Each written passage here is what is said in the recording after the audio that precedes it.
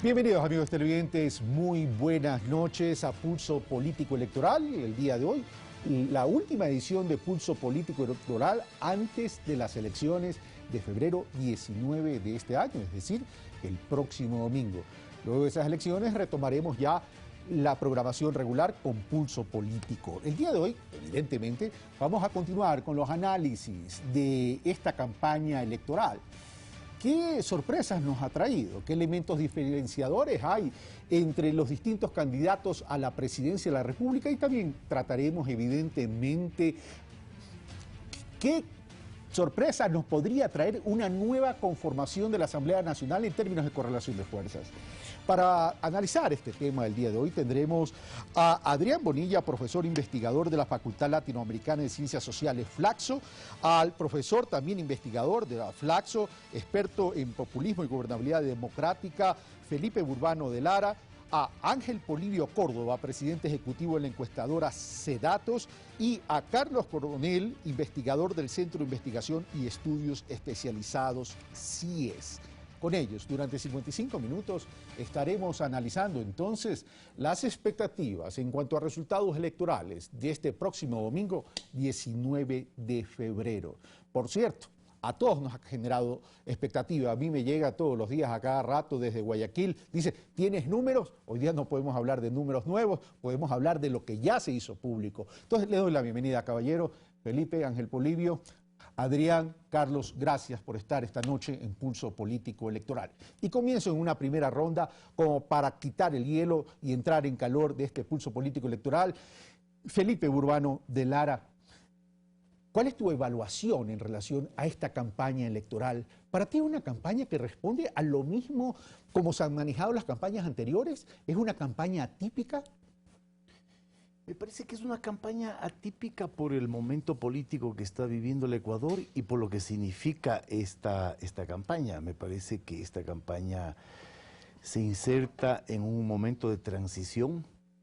Yo creo que estamos viviendo el fin de un ciclo político y por lo tanto tiene esa marca y esa característica la campaña.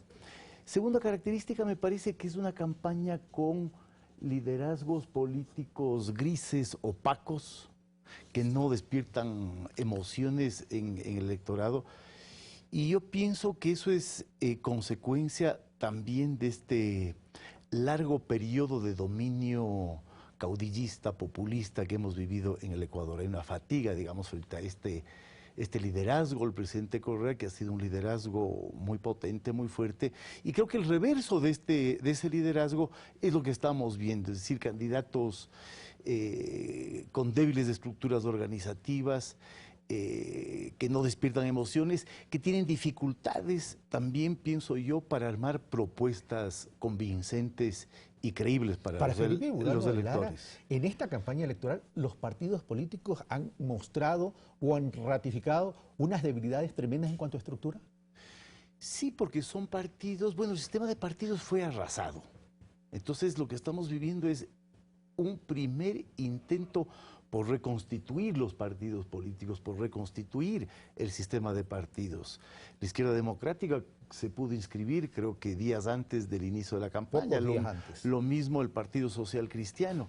Entonces veo que es un proceso electoral cuyas candidaturas tienen esa debilidad, ¿no? Una debilidad, una inconsistencia en términos de estructuras organizativas. Regreso luego contigo ya para profundizar y abrir la conversación. Adrián Bonilla, estamos en una transición, dice Felipe Burbano de Lara, y esto genera como una especie de nubarrón gris. Además, estaríamos frente a un fin de ciclo político y los liderazgos medios grises de los distintos candidatos. Adrián Bonilla. Sí, a lo señalado por Felipe yo añadiría algunas diferencias en esta campaña. Primero, creo que es la primera vez en el Ecuador en donde las redes sociales cumplen un papel fundamental en la difusión de las candidaturas, de los proyectos, de las imágenes de los candidatos, probablemente con más intensidad que los medios escritos, por supuesto, pero que la radio y la televisión aún, puesto que el Ecuador es el tercer país en América Latina en uso de redes sociales.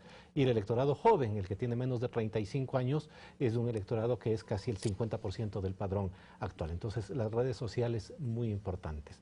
Luego me parece a mí que el lapso de campaña, el mes y medio de campaña, ha significado varias cosas no necesariamente positivas.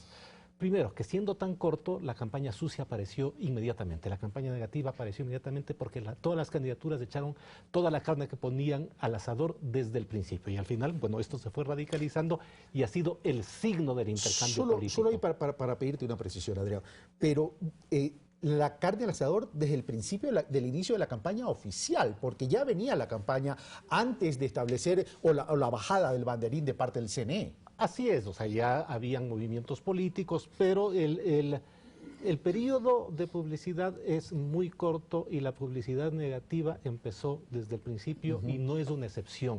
Prácticamente todas las candidaturas la usaron. Y la tercera cosa es que como el periodo de publicidad y de campaña es tan corto, los candidatos se han enajenado terriblemente a los estrategas electorales y a los publicistas. Y por eso es que tenemos unas campañas tan parecidas y desideologizadas, de manera que el electorado está reaccionando alrededor pues... Ya vamos a desarrollar todos estos elementos que he mencionado y solo para terminar, hablas de las redes sociales, que ha habido mucha presencia, pero hay una incógnita. Yo tengo dos incógnitas en relación te quiero preguntar, Adrián. Una, ¿realmente está llegando con profundidad en términos del electorado, independientemente que llegue a un sector importante como son los jóvenes? Y por otro lado, el tema también pasa por la calidad de lo que uno pone en las redes y también es en qué términos estoy interactuando con el elector. Es que la publicidad es menos eficiente en las redes, es más importante el contacto con el mundo virtual de un amigo con el resto de amigos que pueden ser cientos, o de familiares, o el entorno en el que la persona está viviendo su vida simbólica, que es vida material, real también, y esto finalmente permite la adhesión a una u otra candidatura. Voy donde Ángel Polibio Córdoba. Ángel Polibio, gracias por aceptar nuestra invitación, gracias por siempre aceptarnos nuestra invitación. Ángel Polibio, tienes algunas campañas a cuesta. Una gran oportunidad de estar con buenos amigos, conocedores de la materia. Bueno, entremos en materia. ¿Y qué podríamos destacar de esta campaña? Tenemos que recurrir pues a nuestras investigaciones. Evidentemente. Y resulta que esta campaña es una campaña sui generis con un índice de indecisión sumamente alto, que no se la ha observado en el pasado. Vemos que la indecisión promedio, digamos, tomando en cuenta una campaña de 6 meses, tomando lo que es oficial y digamos desde que comenzó la campaña, como ya estaba observándosela y el periodo que fijó el CNE, nunca pasó la indecisión de 30 puntos, en todo como promedio de todo esto. Y ahora tenemos que, hasta faltando 10 días, la indecisión está sobre el 35%. Entonces, si observamos esto cuando le preguntamos a la gente, ¿y a qué se debe la indecisión? Dice simplemente porque no tenemos opción de poder distinguir entre los planes de gobierno de uno u otro candidato. No tenemos opción, no hemos tenido opción de conocer también de quién se trata cada uno de los candidatos. Cuando dices eso, ¿se incluye el candidato del oficialismo? Es decir, ¿se incluye el candidato de Alianza País como decir, no tengo opción para distinguir? Bueno, todos están en la misma línea, porque cuando se le pregunta, por ejemplo, por partido político o por movimiento político, porque son movimientos, resulta que el índice de indecisión también es alto en los que están en el lado del oficialismo. Cuando dicen, bueno, no lo conocemos a tal candidato, lo conocen a León Moreno como vicepresidente. A Lenín Moreno. Perdón, a Lenín Moreno lo conocen conocido como vicepresidente, pero no en el campo de la candidatura. Entonces, quisieran escuchar algo más de él y de todos los otros candidatos, sin excepción. Ahora, por otro lado, también lo que se hablaba aquí con toda la autoridad de las redes sociales es verdad.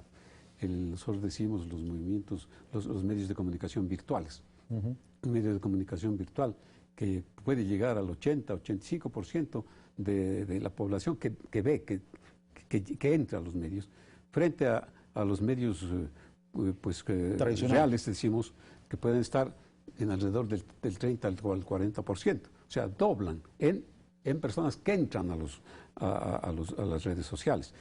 Pero como tú también observabas, pero ¿quiénes son los que entran? No tiene la opción de entrar la mayor parte de la población. Entonces aquí viene también algo que tiene que destacarse, que es la gran desigualdad que ha habido en la promoción de las candidaturas, en la presentación de qué es lo que ellos podrían hacer. Mientras el candidato Moreno no hace la candidatura solamente él, sino el que la hace el gobierno en general, ¿no? Los otros candidatos no tienen la misma opción de presentar obras, de entregar obras.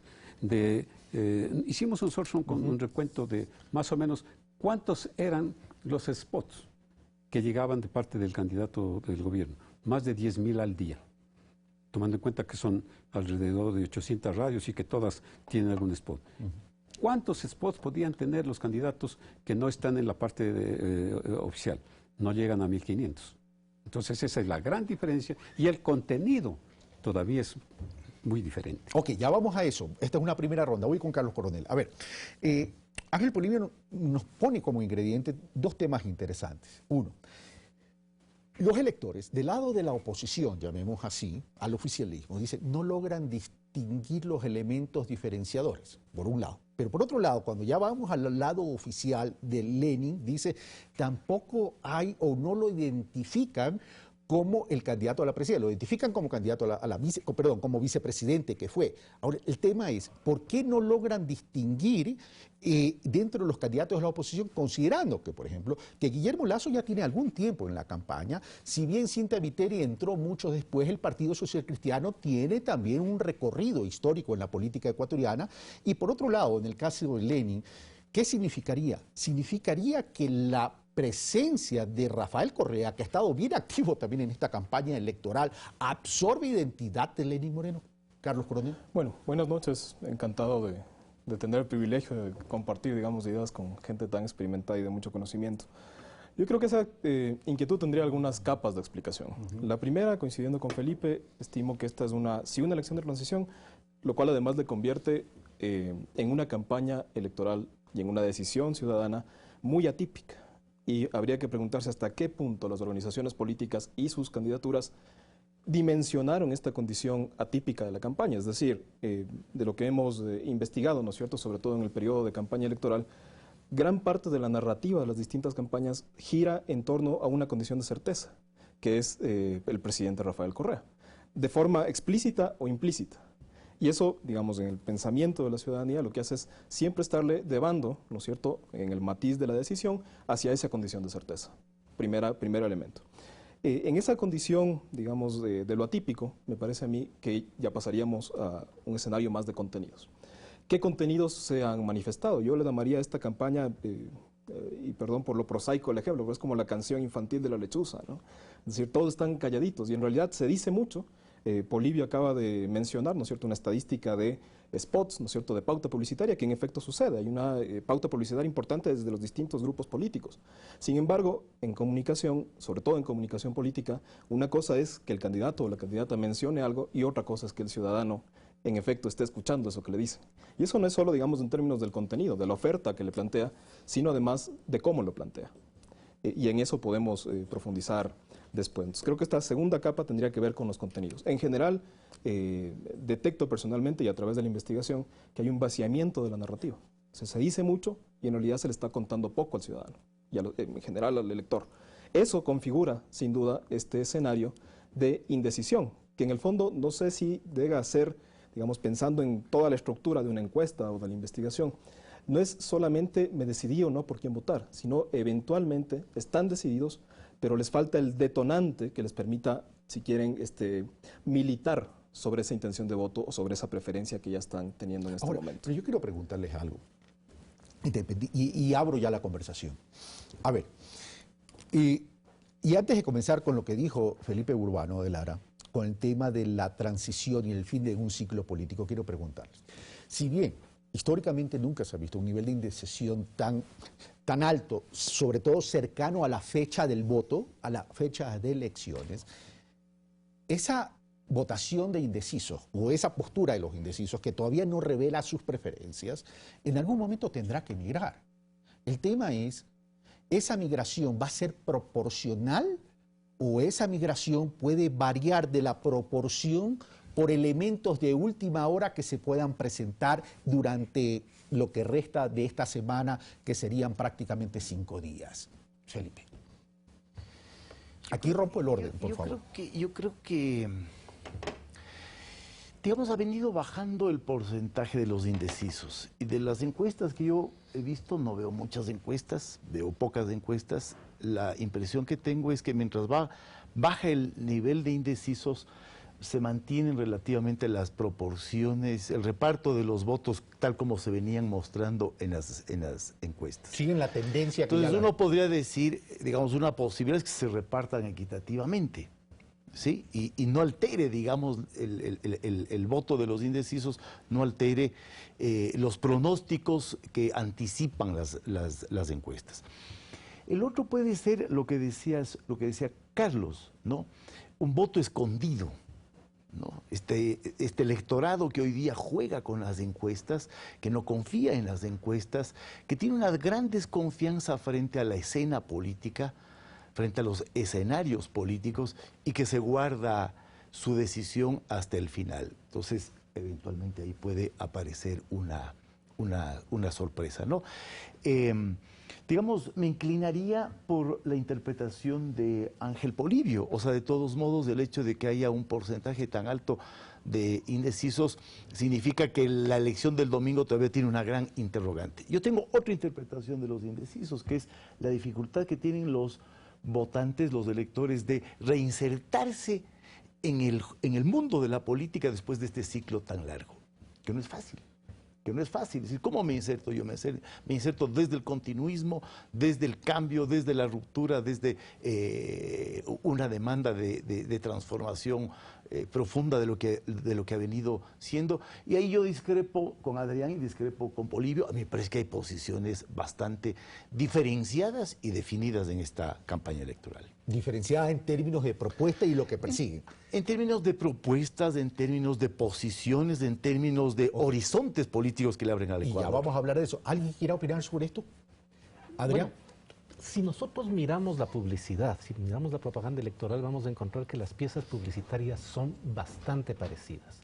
Si tú pones un spot de Lasso y un spot de Lenín Moreno, vas a encontrar a los dos candidatos sonrientes, a los dos candidatos rodeados de multitudes diversas, con indígenas, con profesionales. Cambia el color, ¿no? Profesionales. Ese es el spot, digamos, ¿no? Bueno, es que creo que la campaña funciona no solamente alrededor de las propuestas programáticas que poca gente lea, sino de lo que los estrategas de campaña quieren proyectar a los electores para captar de una u otra manera su atención. Por supuesto que hay diferencias programáticas, que tienes diferencias enormes en términos de planes de gobierno entre las candidaturas de Cintia y Lasso, por ejemplo, con las de Paco Moncayo y Lenín Moreno. Son distintas porque son ideologías diferentes. Pero la forma como se han acercado al electorado, en el caso de las campañas, sobre todo las que tienen más recursos, ha sido en una lógica de desideologizar y de despolitizar la confrontación política. Gracias. Carlos y después Ángel Polibio. Sí, mira, yo quisiera primero... No se olviden del tema de los indecisos también, Sí, por favor. ¿Ah? Primero, un poco acotar a lo que planteaba Felipe de cómo usa el ciudadano los datos de encuestas. Porque al final algo pasa, ¿no? Es decir, nosotros, tanto Polibio como el CIES o las distintas empresas colegas, presentamos datos. Presentamos por distintas motivaciones, ¿no es cierto? Entre otras, aportar al debate público sobre el comportamiento de la elección. Ahora, ¿la gente qué hace con esto? Nosotros un poco por responsabilidad de la industria, nos preguntamos y le preguntamos a la gente qué hace usted con la encuesta. Y en eso, por ejemplo, descubrimos que 60% de los ecuatorianos confía mucho o algo en el dato que tiene. Y, entre otras cosas, digamos, indagamos más y llegamos a una de las conclusiones de determinación que establecía que 65% de la población, al menos de la población que investigamos, digamos, que nos permitía inferir, coincidía entre simulaciones ficticias que les decíamos de intenciones de voto y su decisión. Es decir, algo pasa con las encuestas, sin duda. Y allí yo creo que hay más bien un tema de responsabilidad alrededor de quienes manejamos números y de quienes los publican. Es decir, para una campaña electoral, y volviendo al tema de indecisos, que haya una sorpresa en los últimos 5 o 6 días de campaña, dice sí de la campaña, pero sobre todo dice de la calidad de la representación. Es decir, una campaña, un sistema, ¿no es cierto?, electoral, un sistema de representación, en el cual esperamos las sorpresas para definir una elección, en realidad, digo, nos plantea muchas incógnitas más que certezas. Lo que pasa es que aquí hay dos ingredientes, Carlos Coronel. Uno, Los antecedentes con el Brexit, los antecedentes con Scioli, los antecedentes con el tema del proceso de paz en Colombia y otros resultados que por ahí se me escapa. Punto uno. Estados Unidos. Y el de Estados Unidos, no, pues el de Estados Unidos, bueno, ahí podríamos poder tener la justificación de que las encuestas sobre voto popular y no sobre colegios electorales, pero bueno, también fallaron. Y el otro tema es el nivel de indecisión. Carlos. Sin duda, yo creo que todos esos elementos aportan. Estaba pensando más bien en los contenidos cuando planteaba estas inquietudes, ¿no es cierto? Es decir, si esperamos que los contenidos que determinen sorpresas en el último tramo de la elección, generalmente esos contenidos van a ser, citaba Adrián hace un momento, contenidos de campaña gris.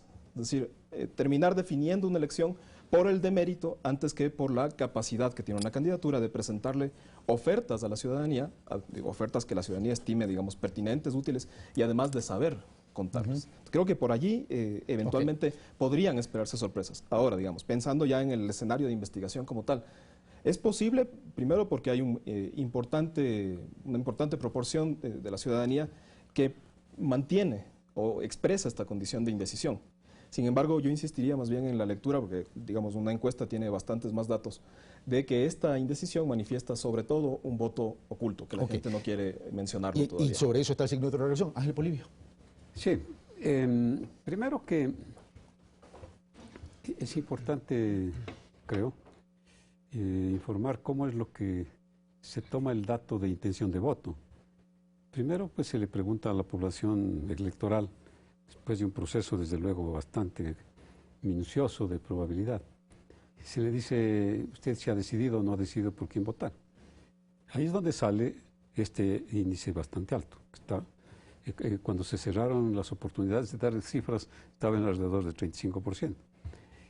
Pero ¿qué pasa? Después al 100% de electores se le dice, bueno, aunque usted dice que está indeciso, ¿Por quién votaré? pero si este momento estuviese usted frente a las urnas, tenga la papeleta, vote en secreto y ponga la urna. Entonces eso, pues no es que el indeciso no está contabilizado en la intención de voto que se presenta. Eso no es que se va a distribuir proporcionalmente entre los candidatos que ya recibieron una votación. No, lo que pasa es que sí es importante que se va ratificando una tendencia. Ratificar la tendencia no quiere decir que todo está igual. Ratificar una tendencia, por ejemplo, a disminuir. La de tendencia que de otra candidatura mantener más o menos estable, con cierta pendiente, como decimos en matemáticas, hacia arriba, y otras muy poco ascenso. Hay también otro componente que es interesante, que es el componente del voto nulo y blanco. Eso es importantísimo, el voto nulo y blanco, que en la intención de voto lo dicen. Voy a votar nulo o voy a votar en blanco. En promedio, a lo largo de los años 1978 hasta el año 74, que fueron las elecciones últimas, era del 14%. Y el voto nulo y blanco estaba sobre el 20%. Entonces, ese voto nulo y blanco es importante. ¿Cómo es lo que se va a ir? Sería fácil decirlo, se va a distribuir proporcionalmente. Si la diferencia ahora es de 6 puntos para que baje a 14, que es el porcentaje de cómo se va a distribuir, pero no es así. Sobre todo que estamos frente a una campaña muy grande que dice anule su voto, porque se sabe muy bien que el voto nulo y blanco, el que más va a captar, es el que está en primeros lugares. Y eso es lo que se va entonces a atender. Porque baja la base y los resultados son sobre votos válidos. Ese es tu punto. Por otro lado, esta cuestión de la confianza en las encuestas. Si pasó esto en Estados Unidos, si pasó esto en donde país que sea, eso quiere decir que va a pasar lo mismo acá, pues. Nosotros hemos tenido la oportunidad, ya llevamos un récord aquí. Reivindican la eficacia a los encuestadores 28 campañas y tenemos felizmente buenos resultados. ¿Y sabes quiénes son los que hablan de la desconfianza en encuestas? Son los políticos. Porque resulta que como no están en primer lugar, ¿quién cree? Dice. ¿Quién les cree a estos? La encuesta verdadera es la de la calle. Y hablan esto. Y dicen la de la calle sin saber que en la calle no se hacen las encuestas.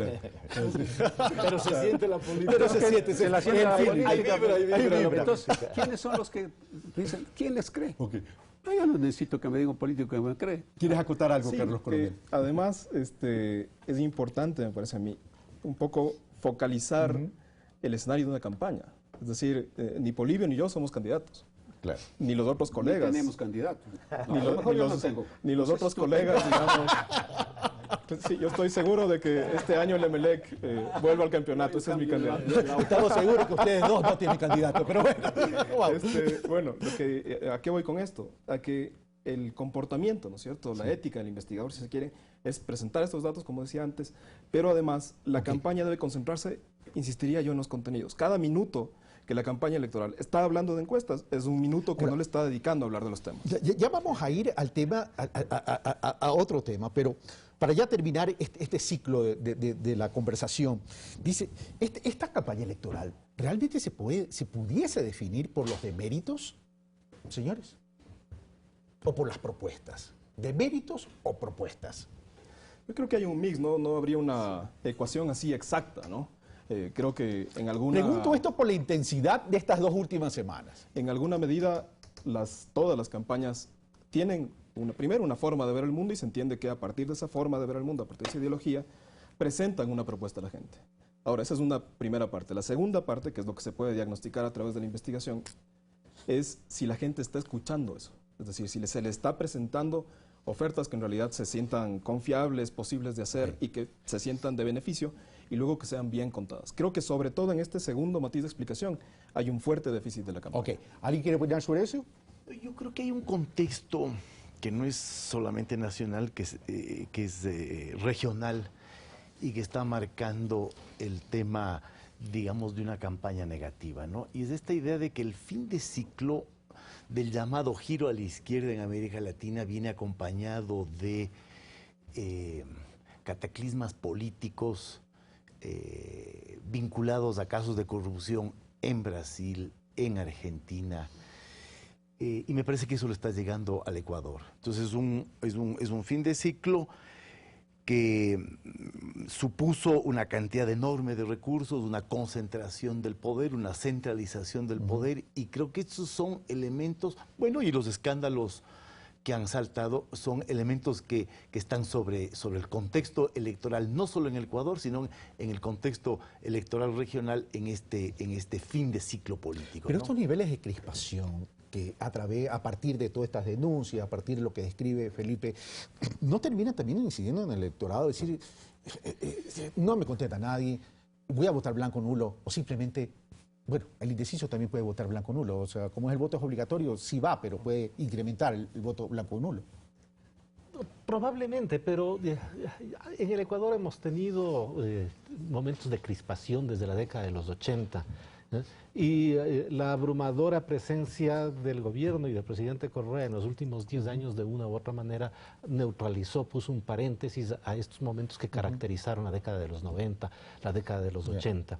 Estamos de una u otra manera recuperando una tradición nacional que es la del enfrentamiento. Y yo no estoy seguro de que la campaña negativa sea más eficiente que la positiva, ¿no? Pero de todas maneras existe como un recurso para darle un sustento racional a una decisión política que de todas maneras los electores están tomando. En el plano regional estamos ante una construcción apocalíptica de la eventual pérdida de la izquierda. Cuando la derecha perdió las elecciones en Sudamérica, porque fue un fenómeno sobre todo sudamericano, en la primera década de este siglo, nadie pensó, ni tenía por qué pensar, que la derecha iba a ser sepultada para siempre. O sea, es una visión escatológica de fin de los tiempos, podría haberlo pensado. Y el hecho de que la izquierda haya sido derrotada en Argentina o en Brasil en las últimas elecciones de medio término o eventualmente en los países andinos no va a significar la desaparición de la izquierda. Estamos ante un escenario político distinto en el siglo XXI, en donde estas tendencias que se proyectan desde el siglo XIX en la modernidad y que han tomado distintas Tengo que formas. pedirle una precisión a Felipe y te interrumpo. Claro. ¿Te refieres a desaparición de la izquierda o una derrota electoral? Es una batalla política en los momentos electorales. Entonces la corrupción sale como un arma que se pone sobre el debate. Es decir, no a la desaparición. Ya, ¿no? entonces, no estaríamos hablando de un fin de ciclo de permanencia, sino simplemente en un recambio en las elecciones. Que va a tener implicaciones de largo plazo sobre la propia izquierda, sobre la identidad de la izquierda, sobre lo que fue la izquierda en este último periodo, ¿no? Vuelvo con Adrián para que termine y voy a don Ángel Polibio.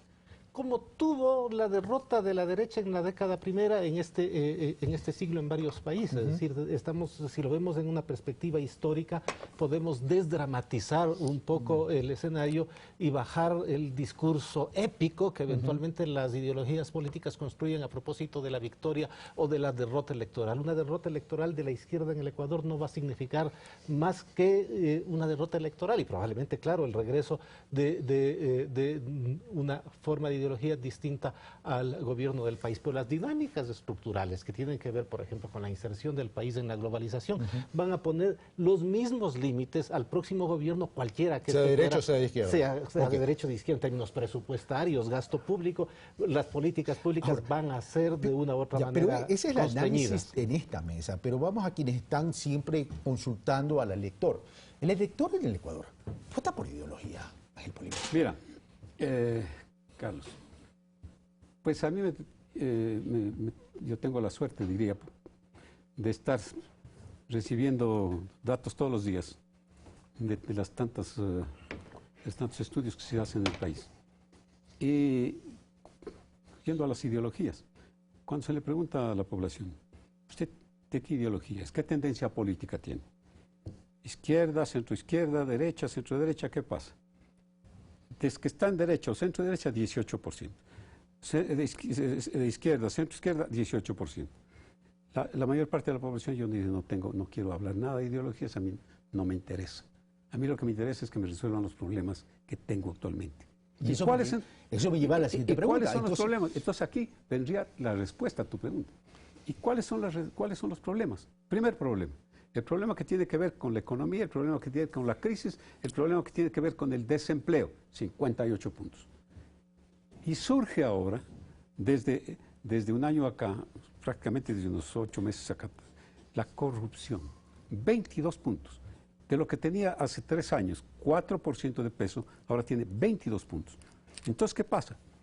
La población piensa ahora, o más bien medita, o tomará una decisión considerando quién es el que le va a resolver el problema actual en el que vive, el problema del desempleo, el problema del estudiante, el problema de la familia en general, aunque pero no se quiera. Pero Ángel Polibio, ¿pasa por partidos, por ideología o por el candidato, mira, términos de sintonía con el elector? No pasa por la ideología.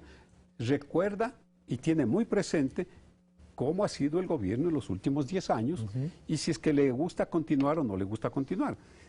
¿Y qué sucede? Que la mayor parte de la población también dice, aquí el Ecuador necesita un cambio. Y eso es lo que busca. Y por esa razón, incluso el candidato Moreno habla también de cambio, porque sabe que la población está esperando de que haya un cambio. Pero cambio drástico, cambio que no tenga que ver con lo que ha sucedido en los últimos 10 años.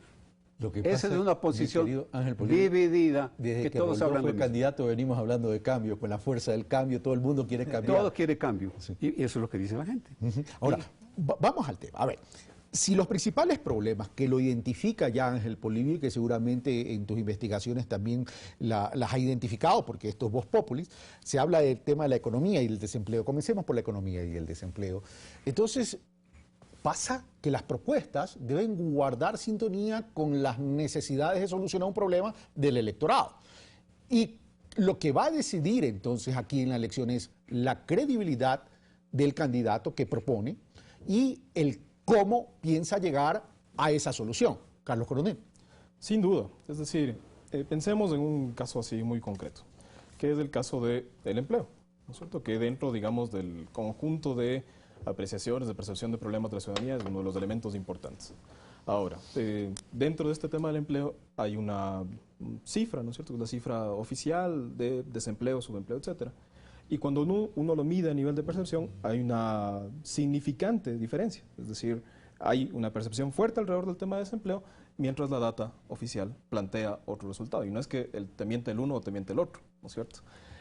Más bien lo que sucede es que creo yo en esa diferencia está el desafío de las candidaturas, en encontrar cuáles son los contenidos alrededor de este tema y cómo plantearlos a nivel de propuesta y contarlos. Pensemos en este mismo ejemplo, cuando nosotros le preguntamos a la ciudadanía cuáles son los principales valores, ¿no es cierto?, alrededor del empleo. El 26% nos dijo mejor remuneración. El 52% mencionó estabilidad. Y creo que aquí está el detalle de este ejemplo que estoy planteando.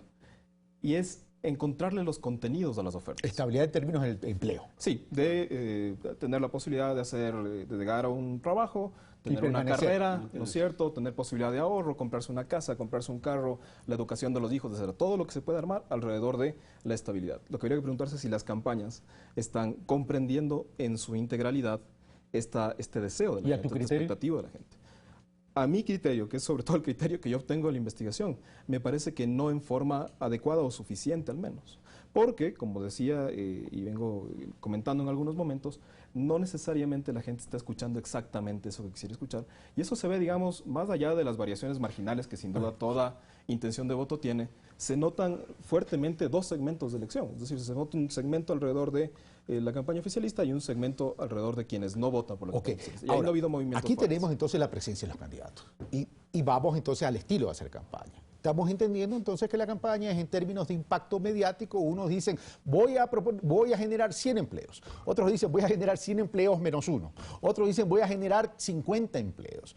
Pero no pasamos de ahí. El tema es cómo estructurar la generación de ese empleo. ¿A ustedes les satisfacen las propuestas de los candidatos en términos de contenido, en términos estructurales, Felipe y Adrián? Bueno, lo que ha ocurrido es que los candidatos seguramente han razonado de forma parecida a lo que los datos de las encuestas dicen. Si quieren ganar la campaña electoral, lo que tienen que hacer es tratar de producir una imagen que satisfaga las expectativas de los electores de acuerdo a las... ¿Nos hemos quedado en el marketing? Nos hemos quedado mucho en el marketing en esta campaña. Entonces, si es que los electores dicen empleo, los candidatos van a decir maneras de producir empleo. Si dicen crisis económica, van a generar situaciones de esperanza para salir de la crisis económica. Si dicen de seguridad, pues se pondrán duros. Y finalmente todos los electores se van a empalagar, como se han empalagado. Tenemos los altos índices de indecisión, pero hay elementos políticos que creo que marcan la campaña ecuatoriana, que polarizan la decisión política, y me parece a mí, no lo hemos mencionado, pero un centro natural de esta campaña es el presidente de la República. Sí. A partir del posicionamiento de muchos de los electores frente al presidente de la República es que se decide de una u otra manera la adhesión electoral y luego ¿sí? La oferta de publicitaria y de propaganda le da el sustento racional. ¿Satisfecho con las propuestas de los candidatos en términos de contenido, en términos de sustancia, de esencia, de estructura? No, porque me parece que hay un problema muy complicado en esta campaña. Uno es que los escenarios que van a heredar los próximos gobernantes, cualesquiera que sean, no son claros. Y me parece que en el marco general en el que se desenvuelve la campaña, el horizonte es un horizonte de crisis, de incertidumbre.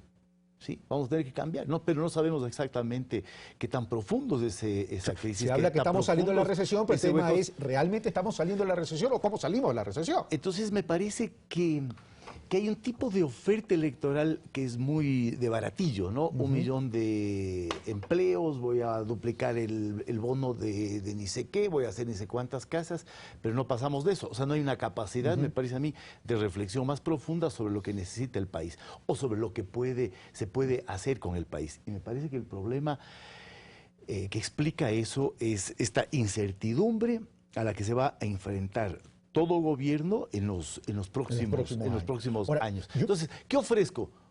¿Ofrezco ajuste? ¿Ofrezco restricción del gasto público? ¿Ofrezco restricción del gasto social? Eso no puedo ofrecer. Entonces, lo que aparece es una cosa, un poco lo que dice Adrián, ¿no? Me guío por las encuestas, pero me da la impresión de que los electores sabemos, los votantes sabemos que el próximo gobierno está complicado.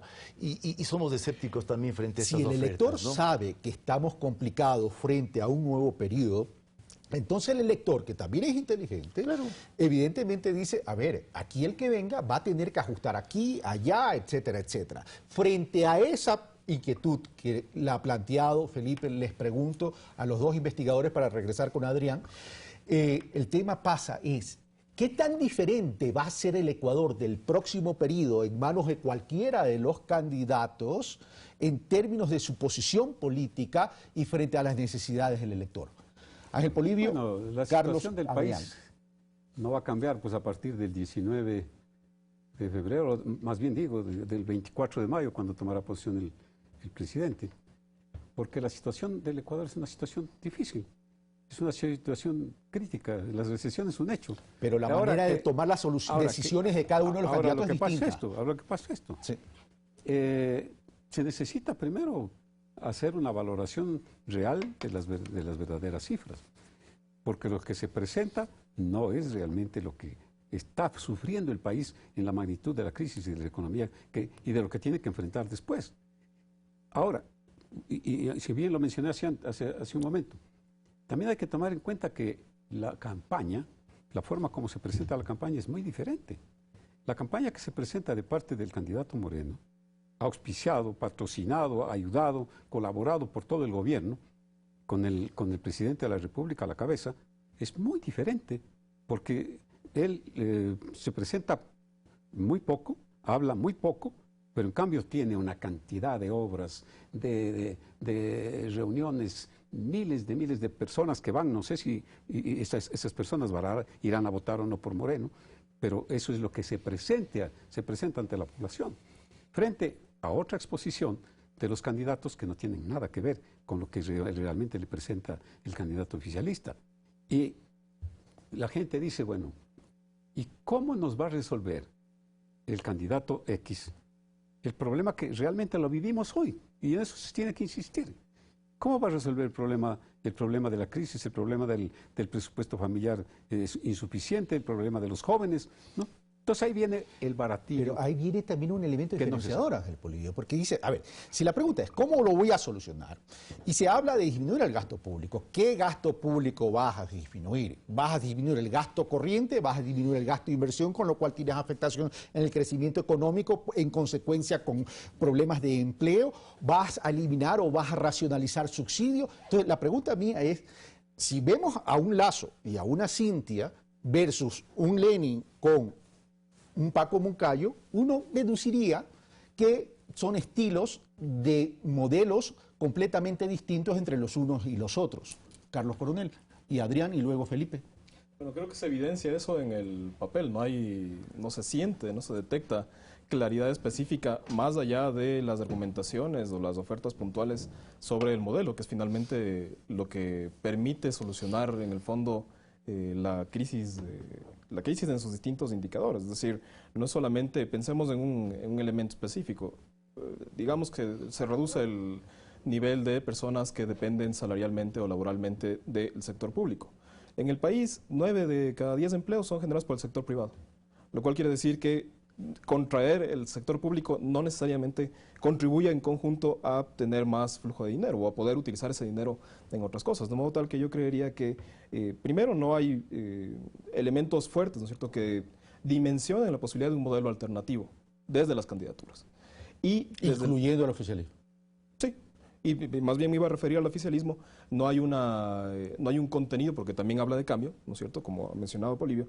No se dimensiona el contenido de ese cambio. Es decir, ese cambio o el contenido de ese cambio es ajustar lo que ya existe o es, qué sé yo, irse a un modelo más de capital social donde los ciudadanos, más que el Estado, tienen participación dentro del sistema económico. Ninguno de las candidaturas presentes creo que permiten configurar alguna posibilidad de modelo distinto. Adrián.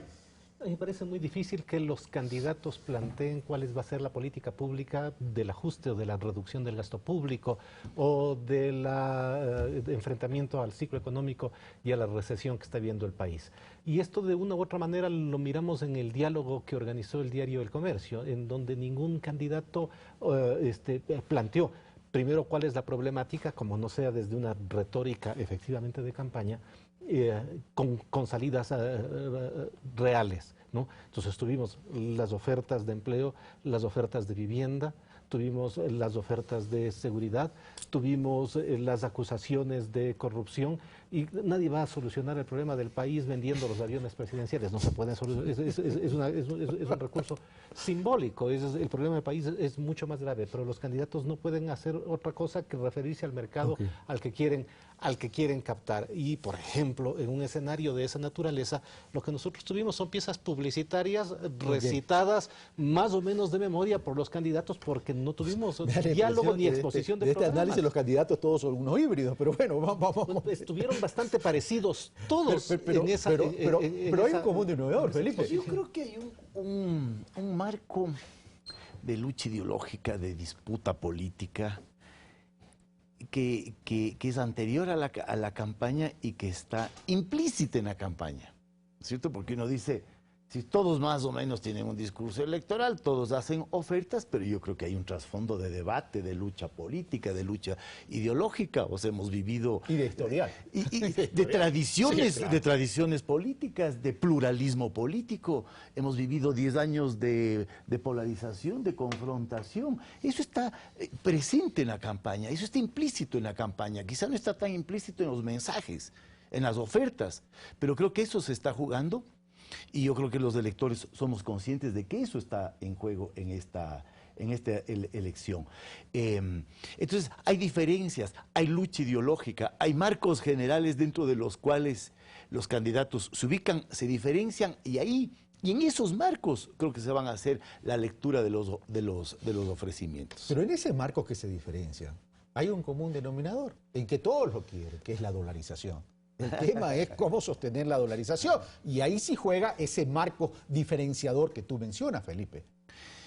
Sí, es un tema. Yo creo que hay muchísimos otros muchos temas, ¿no? El tema del Estado, el tema de la inversión pública, del gasto social, de la corrupción, pero hay muchos temas alrededor de los cuales yo creo que las diferencias son claras, son explícitas, ¿no? En este marco que yo he definido al inicio como el marco de un fin de ciclo, ¿no? Ok, mientras sigo con la tertulia, por favor me dicen cuánto tiempo me falta, Ángel Polibio. Bueno, el tiempo falta pocos días nomás. Me refiero para terminar el programa. Esa visión apocalíptica ya, que nos queda poco tiempo. Hay que subir a las montañas, como dicen. Otra cosa que nosotros le preguntamos a la población, te digo, me encanta a mí este mundo de la investigación, que yo llevo la edad que tienen ellos. Incluyendo Felipe, la incluyendo tengo, Adrián. la tengo yo trabajando en Carlos esto. Joven. Y combinando los estudios cuantitativos con los cualitativos, que es una maravilla. Sí, claro. Cuando se le pregunta al elector de todas las edades, bueno, pero que entonces, ¿quién quiere usted? ¿Qué tipo de presidente es el que prefiere? ¿Qué es lo que le busca más usted al próximo presidente o presidenta? Uno, no sé si será como resultado de los días que estamos viviendo, que sea un tipo, una persona honrada. Honrado en todo sentido. Honrado en que va a cumplir con lo que dice. Honrado que se demuestra de que lo que tiene es fruto de su trabajo. Honrado en que va a saber respetar las instituciones del Estado y que va a respetar todo lo que es el país en general. Que sea una persona que dice creíble, que no le mienta lo que no es posible de lograr, que sea un presidente o una presidenta que esté también en capacidad real de poder cumplir con lo que ofrece. Por ejemplo, el emprendimiento, que es lo que tanto quiere la gente. Que sea alguien que realmente esté en capacidad de poder crear trabajo. Alguien que también tenga capacidad de decisión. Y un asunto interesante que nunca lo dejan de mencionar, que sea una persona que sepa respetar. Porque la gente se siente muy mal cuando es irrespetada. Y respeto en el sentido de que, no solamente de que lo trate bien, de que se refiera en buenos términos a los demás, sino que sepa respetar la institucionalidad del Estado. Carlos Coronel, y entramos después de la intervención de Carlos Coronel al tema de la Asamblea Nacional Legislativa, que por cierto, me he pasado entrevistando candidatos y Dios mío, con excepciones, qué nivel desagradable en términos que no es un nivel óptimo.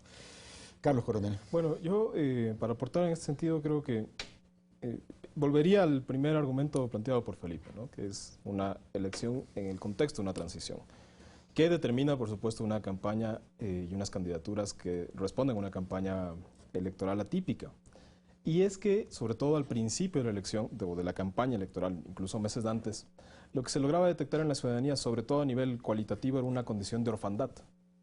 Es decir, justamente por la presencia importante, ¿no es cierto?, de una figura política, el presidente Rafael Correa, con una forma de comunicarse, con una forma de hacerlo público, con una forma de hacerlo político, está siempre, ¿no es cierto?, en la mira del ciudadano, y ese ejercicio constante configura una forma de ver al presidente y de creer cómo es la condición ideal del presidente, con sus, digamos, afectos y desafectos, sin duda, como con toda persona y todo personaje político.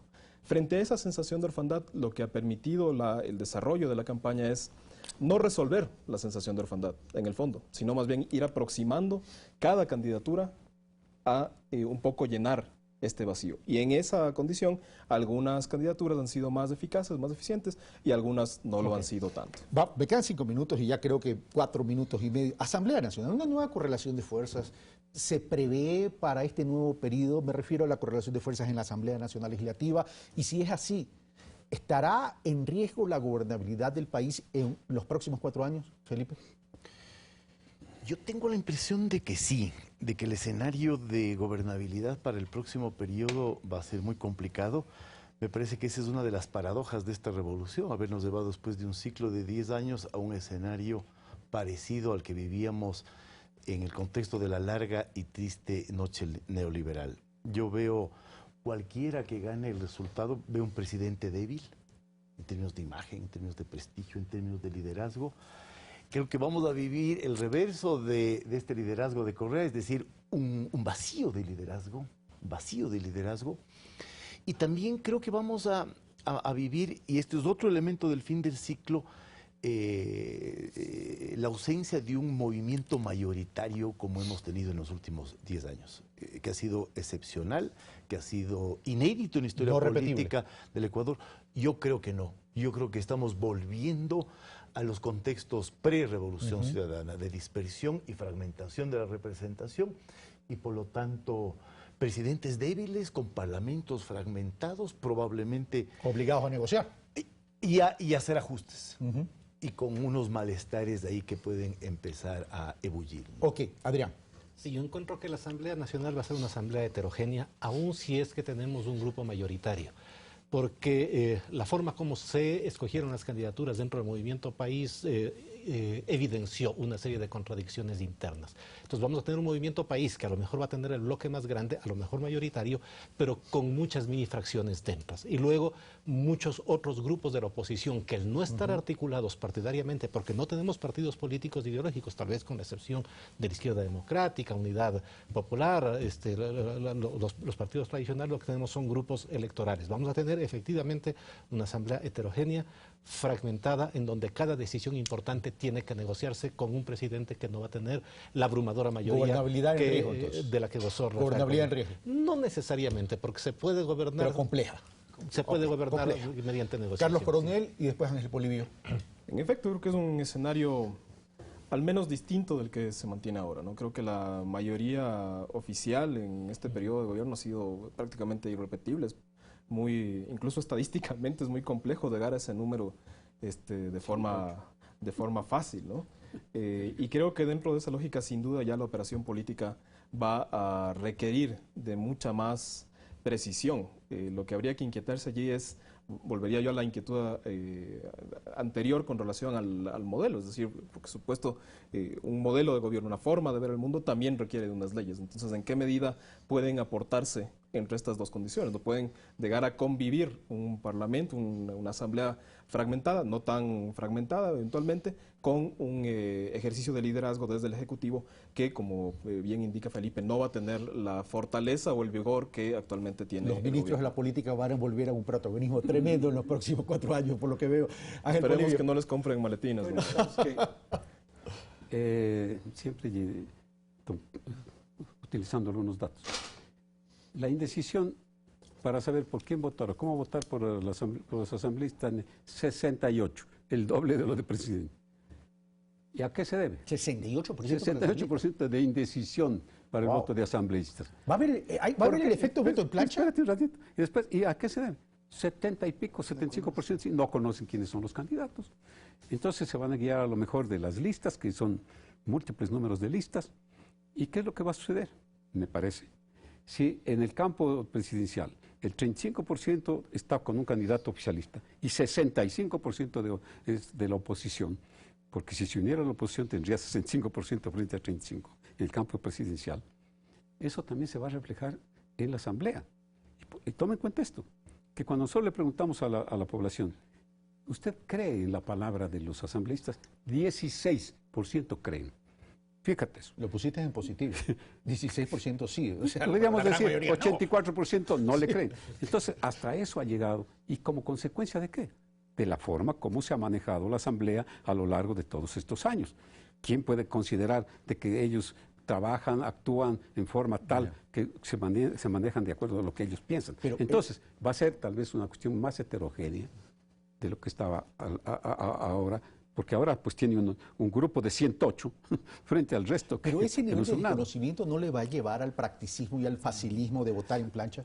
Claro, también eso es lo que va a suceder. Va a votar en plancha sin saber quiénes son los candidatos. Entonces vamos a tener una asamblea que lo que más quiere la gente, cuando se dice usted, ¿qué espera más de la asamblea? Que fiscalice. O sea, lo que no hizo esta asamblea. Eso es lo que espera. ¿Por qué? Y cuando dice fiscalice, porque ahí surge ¿por qué? Por el problema de la corrupción, por el problema de cómo se ha manejado últimamente. Estamos llegando ya prácticamente al final. Les pregunto, voy en el mismo orden, sin perjuicio que opinen sobre este tema, pero que también tengan sus propias conclusiones. ¿Frente a qué escenario estamos el domingo 19 de enero? ¿Frente a la posibilidad de un retorno al neoliberalismo o frente a la continuidad del progresismo?